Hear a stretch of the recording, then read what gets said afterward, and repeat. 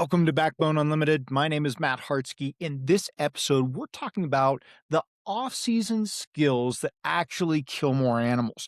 Not the skills that people argue about online, not the gear debates, not the tactics that only work when conditions are perfect. I'm talking about the skills that quietly separate consistent hunters from frustrated ones, especially when the season gets hard, pressure is high, and nothing is happening the way you hoped it would. Right now, a lot of hunters feel stuck.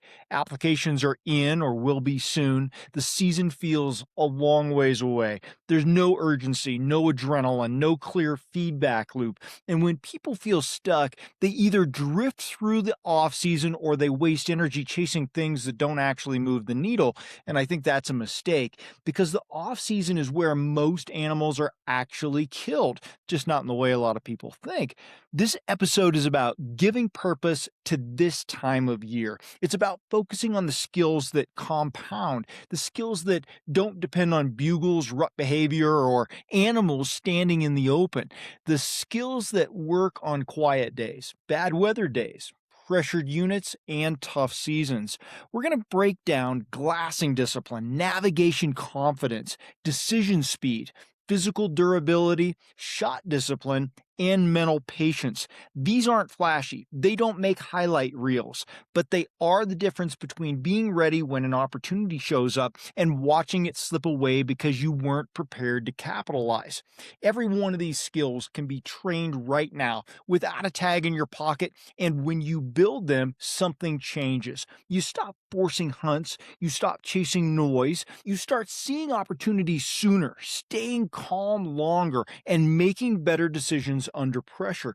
This episode is for the hunter who wants to feel like they're actually improving right now, even when they're not actively hunting. So let's get into it. Most animals aren't missed because they were too smart or too far away. They're missed because the hunter never actually saw them, and that usually comes back to glassing discipline. Glassing is one of the most misunderstood skills in Western hunting. A lot of hunters treat it like a formality, something you do for a few minutes before you move again, something you do while you're already thinking about the next ridge or the next drainage. They sit down, pull up binoculars, scan quickly, don't see anything obvious, and convince themselves the area is empty. And that's not glassing. That's just checking a box that you glassed for a moment. Real glassing is deliberate, structured, and slow. And it's uncomfortable for people who are wired to feel productive only when they're moving. The truth is, most animals are found when nothing dramatic is happening. They're bedded. They're partially obscured by terrain. They stand up for 30 seconds to stretch, shift, or feed, then disappear again. If your glassing session isn't long enough or disciplined enough to catch those movements, you'll never even know they were there. Inconsistent hunters glass for confirmation. They're looking to be proven right that nothing is in front of them so they can move on. Consistent hunters glass to eliminate uncertainty. They're trying to answer the question, what am I missing? Not, is there something obvious here? That difference matters. When I glass, I'm not hunting antlers or bodies first. I'm hunting movement, contrast, and shape. I'm looking for things that don't belong. A horizontal line in vertical timber, a vertical line in open grass, a color break that doesn't match the hillside, a shadow that moves when everything else is still. That kind of glassing takes a lot of time. It takes relaxed eyes. It takes controlled breathing. And it takes the discipline to stay put even when your brain starts telling you you're wasting time. Most hunters leave glassing points too early. They convince themselves they were thorough because they looked hard, but hard and rushed are not the same thing as disciplined.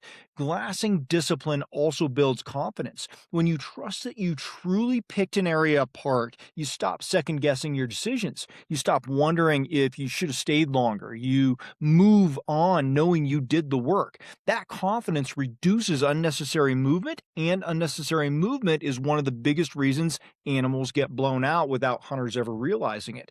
This is an off-season skill you can build right now. You don't need tags, you don't need perfect terrain. You can practice glassing winter range, open hillsides, timbered slopes, or even terrain with no animals at all. The goal isn't finding animals every time. The goal is training your eyes and your patience to work together. Because when the season comes and the opportunity window is short, the hunter with glassing discipline doesn't just rush. They settle in, they see more, and more often than not, they're the ones who find the animals everybody else walked past without ever knowing the animal was there. Navigation confidence is another off-season skill that kills more animals than people want to admit because a lack of it quietly changes how you hunt long before you ever see game. A lot of Western hunters can use a map. They know how to open an app, drop a pin, check a distance, and see where they are. But knowing how to use a tool is not the same thing as trusting yourself to commit to terrain. And when you don't trust yourself, everything slows down.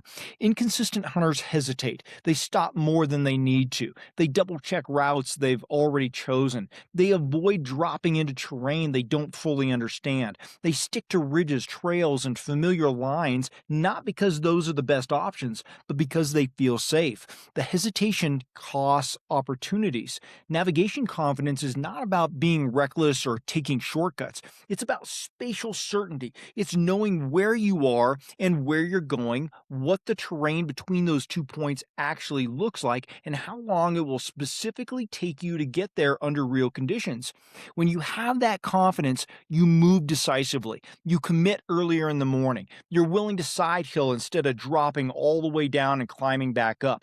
You're willing to take a longer loop because you understand the payoff, and you don't burn mental energy questioning every step. That mental energy matters more than people realize. Every time you stop to check your phone, reorient yourself, or second guess a route, you're draining focus. Over a long day or a long season, that drain adds up. You arrive at glassing points mentally cluttered. You rush decisions. You settle for easier options. Confident navigation removes friction. It allows you to hunt terrain instead of fighting it. It allows you to put yourself where animals want to be before they get there instead of reacting after the fact. And it allows you to take advantage of moments when timing matters because you're not paralyzed by uncertainty. This is a skill you can build entirely in the off season. Spend time studying terrain without the pressure of a hunt. Don't just look at pins or waypoints. Look at contours. Look at slope angles. Look at how benches, fingers, and drainages all connect. Visualize moving through them and visualize side hilling. Visualize how long a climb actually takes when you're carrying weight. Then, if you have the option, go walk it.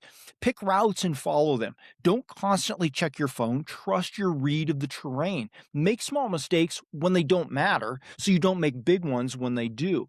The goal here isn't perfection. The goal is to build your confidence with the mapping and terrain.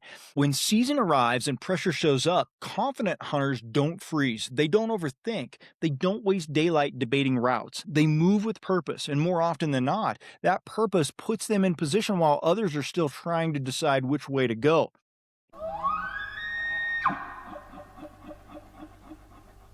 Step into the backcountry and step up your elk hunting game at Elk Camp 2026. This isn't a seminar, it's an immersive experience with real field training alongside successful elk hunters Matt and Saxton Hartsky. You'll learn how elk think and move, break down terrain like a pro, call with confidence, and practice 3 days of real-world elk hunting scenarios that mirror what you'll face on your own hunt. This camp was built to bridge the gap between where you are and where you want to be in the mountains. With limited spots and hands-on coaching, you'll walk away sharper, more prepared, and ready to hunt with purpose and confidence. Elk Camp 2026. Sharpen your edge. Register now and prepare for the season like never before at backboneunlimited.com. Decision speed is another off-season skill that directly leads to more animals on the ground, and it's one of the most misunderstood pieces of hunting success. Fast decisions don't come from rushing. They come from clarity and understanding.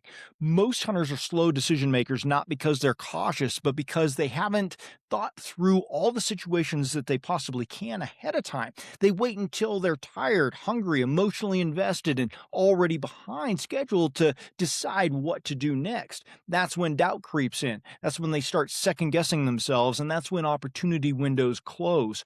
Inconsistent hunters stand still too long when they should move, and they move too quickly when they should stay put. They hesitate at critical moments because they're trying to invent a plan on the spot. By the time they commit, the moment may have passed. Consistent hunters don't have better instincts necessarily, although I think there's something to that, but they also have better frameworks. They've already thought through likely scenarios before they ever step foot on the mountain. They know what triggers a move and what doesn't. They know what information matters and what noise to ignore, so that when something happens, it doesn't feel new, it feels familiar. Decision speed is about removing friction from your thinking. For example, if you haven't decided ahead of time how long you're willing to glass a basin before moving, you'll constantly debate it. 5 minutes turns into 10, 10 turns into 20. You're not glassing anymore, you're negotiating with yourself. That mental back and forth is exhausting and it leads to poor decisions later in the day. But if you already have a framework, how long you glass, what you're looking for, what signals a move, the decision is more simple. You execute instead of debate. The same thing applies to wind changes, pressure encounters, missed sightings, and slow mornings. Hunters who struggle with decision speed treat every situation like a brand new problem. Hunters who are more consistent recognize patterns and respond instead of react. This is an off-season skill you can sharpen without hunting at all. Replay past hunts honestly, not the highlight moments, the messy ones. Where did you hesitate? Where did you wait too long? Where did you push when you should have stayed? Where did you stay when you should have moved? Don't judge those moments. That's not the point. You just want to study them. Ask yourself, what information were you missing at the time and why? Was it lack of terrain understanding, lack of confidence, fatigue, emotional attachment to a plan or a spot? Those answers tell you exactly what framework you need to build before next season. Decision speed also protects your energy. The longer you debate, the more mentally tired you become. Mental fatigue leads to impatience, and impatience leads to sloppy movement. Sloppy movement blows animals you never knew were there. Clear decisions preserve your focus. When you move decisively, not second guessing yourself every 10 steps, you're not constantly wondering if you made the wrong call. That confidence keeps your mind quiet, and a quiet mind notices more. Off-season planning, reflection, and scenario work are how you build that speed. When the season arrives and something unexpected happens, and it always does, you're not frozen, you already have a response. And when opportunity shows up fast, the hunter who can decide quickly, calmly, and confidently is the one who gets set up while everybody else is still thinking about what they should do next. Physical durability is one of the most important off-season skills a hunter can build. Obviously, after 30 years of strength conditioning coaching, this one's near and dear to my heart, and it's also one of the most misunderstood. A lot of hunters think this comes down to fitness, how hard you train, how fast you hike, how much weight you can carry. But durability is not about peak performance. It's about how well your body holds together when effort is repeated day after day. Inconsistent hunters don't usually quit because they're out of shape. They quit because something starts hurting, tightening up, or breaking down. And once that happens, their strategy quietly changes. They avoid climbs they would normally hike. They shorten their loops. They glass less because sitting hurts their back or knees. They start choosing terrain based on comfort instead of opportunity, often without even realizing it. That's the danger of poor durability. It doesn't stop you outright. It narrows your options. Durable hunters keep their options open. Their body doesn't dictate their decisions as quickly, so they can hunt the terrain they need to hunt instead of the terrain that feels easiest. That alone leads to more animals seen and more opportunities created. Durability is built through consistency, not big hero workouts. Single leg strength, joint stability, controlled volume, learning how to load tissues gradually instead of shocking them. It's about teaching your body to tolerate uneven ground, side hilling, step downs, and step ups, and long descents without everything flaring up. One of the biggest mistakes I see a lot of hunters make is training like the season is one big effort instead of a series of repeated efforts. They focus on how hard they can go in one workout instead of how well they can recover and show up the next day ready to work again. But hunting doesn't reward one big push, it rewards repeatability. When your legs, feet, and joints recover well overnight, you hunt differently the next morning. You're more willing to commit early. You're more willing to stay high or stay put. You're more willing to take a longer line because you trust your body to handle it. That confidence feeds into better decisions all day long. Durability also affects patience. When your body feels fragile, everything feels urgent. You rush because you don't trust how many days you have left. When your body feels solid, you slow down. You're willing to wait. You're willing to hunt correctly instead of desperately. This is an off-season skill that's built quietly. It's built by addressing weak links instead of ignoring them, by prioritizing recovery as part of training, by respecting volume and progression instead of chasing exhaustion like a lot of programs, and by understanding that durability is what allows fitness to actually show up when it matters on the mountain.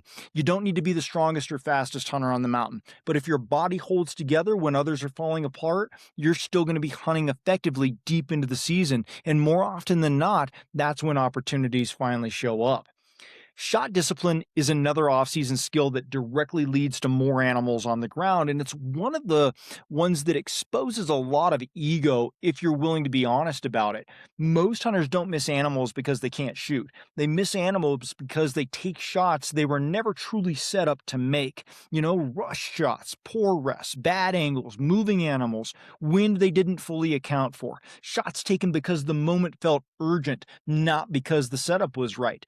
Shot discipline is the ability to say no. And that's hard because hunting is emotional. You've put in the work, you've climbed, you've waited, you finally have an animal in front of you, and everything in your body wants to force the outcome. And that's when discipline matters the most. Inconsistent hunters confuse opportunity with obligation. If they see an animal, they feel like they have to shoot. They justify marginal shots because they're afraid there won't be another chance. Sometimes they get away with it. Often they don't. And when it goes wrong, confidence takes a hit that can last for seasons. Consistent hunters protect their confidence. They have standards, and those standards don't change just because adrenaline spikes. They know their effective range from real positions, not from a bench or a perfect practice setup.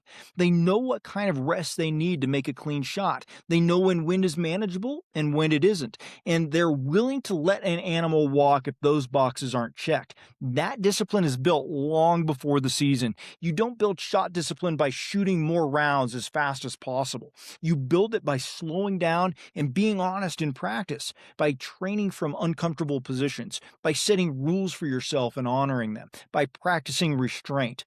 One of the most valuable things a hunter can do in the off-season is practice not shooting. Set up scenarios where the shot looks tempting but doesn't meet your standards. Then don't take it. Train your mind to accept that the restraint is part of the success. And then move and get your practice shots in. Because here's the truth, passing a shot doesn't feel good in the moment, but blowing a shot feels far worse. A clean pass preserves confidence. A bad shot creates doubt that creeps into future decisions. Shot discipline also buys you time. When you don't force shots, you're calmer. You're more patient with setups. You're more willing to reposition, wait for a better angle, or let an animal settle instead of rushing it. That calmness often creates better opportunities than the original shot ever would have. And more than anything, obviously, we all know that the quick kill is the most important thing here for that animal. It's not your ego. It's not whether you feel good or bad about a hit or a miss. It's about how quickly you dispatch that animal, right? Ethically and honorably. This skill compounds with everything else we've talked about. Good glassing gives you more time. Navigation confidence gives you better positioning. Decision speed helps you get set faster. Physical durability allows you to hold steady under fatigue. Mental patience keeps you calm when the moment stretches longer than expected, and shot discipline is the final filter. When everything lines up, the hunter with discipline doesn't panic. They don't rush, they don't force it. They take the shot they trained for, not the shot their ego wants. And that's why disciplined shooters kill more animals over the long run. Not because they shoot more necessarily, but because when they do shoot, it's clean, confident, and repeatable. Mental patience is the skill that holds all the others together, and it's the one most hunters struggle with the most, especially when nothing is happening. Quiet woods mess with people. No bugles, no visible animals, no feedback, just long stretches of uncertainty where it feels like you're doing everything right and getting nothing in return. That's where a lot of seasons quietly fall apart. Not because the hunter lacks knowledge or effort, but because they can't sit inside uncertainty without trying to escape it. Inconsistent hunters interpret quiet as failure. They assume that if they're not seeing animals, they must be in the wrong place. If they're not getting action, they must not be doing enough. That discomfort pushes them to move, to change plans, to do something, anything, to feel productive again. The problem is that most of the time that movement has nothing to do with strategy and everything to do with emotion. Mental patience is the ability to stay committed without being stubborn. It's knowing the difference between a plan that needs time to work and a plan that needs to change, and not confusing the two just because you're uncomfortable. That's a hard line to walk, and it's why patience is a skill, not a personality trait.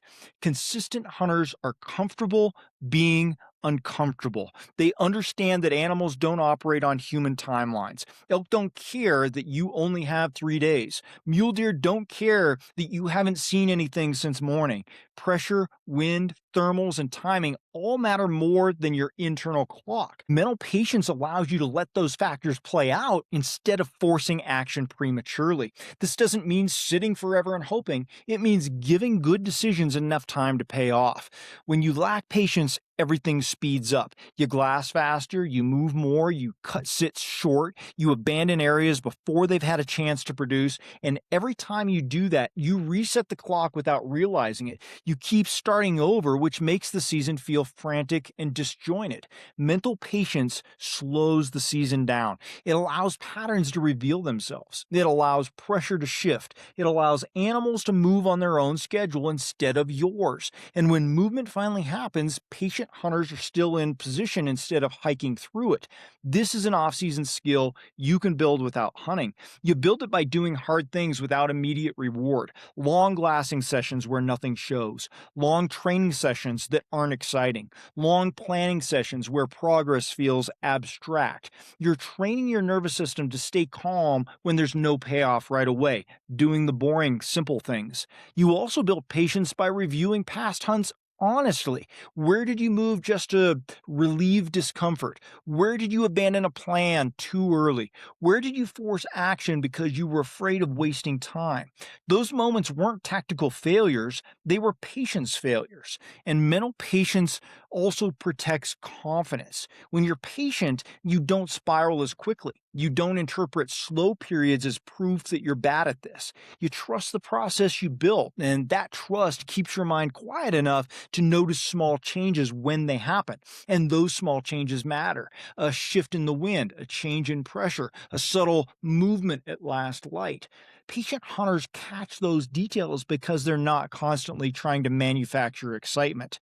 In the end, mental patience is what allows all the other off-season skills to work together. Without it, glassing gets rushed, decisions get sloppy, shots get forced, and bodies get overused. With it, everything feels steadier. You're not waiting passively, you're waiting with intent. And more often than not, the hunter who can stay calm, disciplined, and patient when nothing else is happening is the one who's still in position when something finally does. When you zoom out and look at everything we've talked about in this episode, one thing should be clear. It's what I want you to take away from this. The hunters who kill animals consistently aren't doing anything magical. They're not relying on secret tactics or perfect conditions. They're stacking skills that work regardless of the season, unit, or the tag. Glassing discipline keeps them from missing animals they never knew were there. Navigation confidence lets them move decisively instead of hesitating. Decision speed keeps opportunity windows from closing while they debate. Physical durability keeps options open deep into a hunt instead of shrinking their world. Shot discipline protects confidence and prevents one bad decision from ruining a season. Mental patience holds everything together when the woods go quiet and doubt creeps in. None of those skills depend on drawing a tag. None of them depend on animals cooperating, and none of them are built in the moment when adrenaline is already high. They're built right now. That's why the off-season matters so much. Not because it's exciting, but because it's honest. There's nowhere to hide, no bugles to chase, no movement to react to. Just you, your habits, and whether you're actually getting better or just killing time until next fall. If you've ever felt stuck during this part of the year, this is the answer. Progress doesn't come from doing more random things. It comes from sharpening the skills that quietly compound. When season finally arrives, the hunter who built these skills doesn't feel rushed. They don't feel frantic. They don't feel like they need everything to happen right now. They trust themselves. They trust their decisions. And when opportunity finally shows up, they're ready to capitalize instead of scrambling. If you're serious about taking this kind of skill development deeper, that's exactly why I built Team Backbone. Team Backbone isn't about hype or shortcuts, it's about structure. Inside, you'll find training, fieldcraft breakdowns, planning tools, mindset work, and real systems designed to help you build these skills intentionally instead of guessing your way through another offseason.